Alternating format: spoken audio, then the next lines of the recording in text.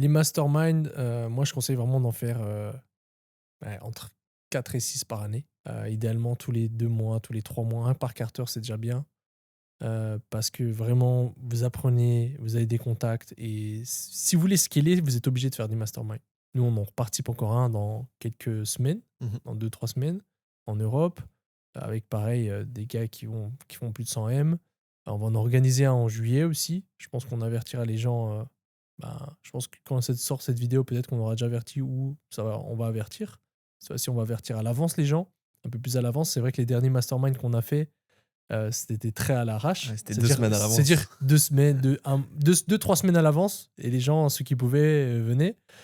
Parce qu'en fait, bah, nous, on s'est dit: «OK, on le fait et ceux qui sont là, ils seront là». On vise pas de faire du commercial, faire des massive entrée, de faire venir n'importe qui. Ceux qui sont là doivent être là. Mais là, on s'est dit: «OK, pour une fois, on va peut-être avertir plus de gens, les gens pourront s'organiser et cetera». Donc, quand vous voyez cette vidéo, peut-être qu'il sera déjà sorti, enfin, que les inscriptions seront déjà sorties ou pas. Ça va se dérouler début juillet en Europe, pour une édition festival. Moi, ce que j'aime beaucoup avec ces masterminds qu'on organise, c'est que tu as directement l'environnement en fait qui est présélectionné pour toi. D'ailleurs, Mmh. les participants, ils viennent et en fait, ils savent que c'est que des bonnes personnes Ouais. autour et que tu networks avec ces personnes-là, tu brainstorms, tu as cet esprit communauté comme ça où tout le monde chiffre.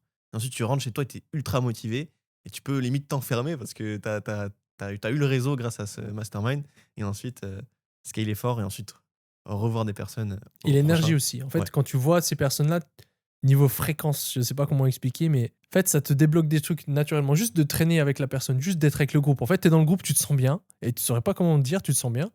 Le mastermind se termine, tu te sens pas très bien parce que en gros, c'est tu quittes le groupe.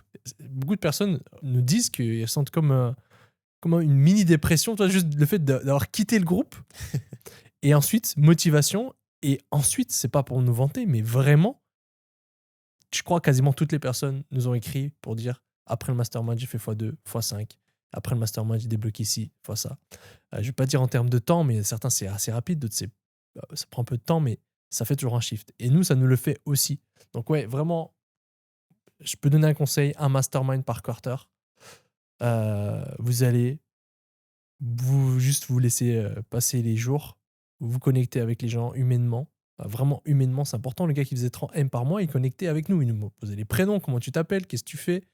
C'est pas parce qu'il fait 30 M qu'il va snobber tout le monde et qu'il va discuter qu'avec les gars qui font 30 M. Et en plus, c'est le premier apprenant, hein. Là-bas, il était en Ouais. mode apprentissage. Ah ouais, Il posait c'était le il plus de questions à chaque c'est lui intervenant. qui posait les questions à chaque intervenant. Il était tout devant, Ouais. il était tout devant. C'est le bon élève, il était tout devant, il posait les questions. C'est un exemple. Et si vous êtes là et vous pensez être le roi du monde et à pas poser de questions, à pas vous mélanger avec, ceux qui sont en dessous de vous, bah, vous avez rien compris.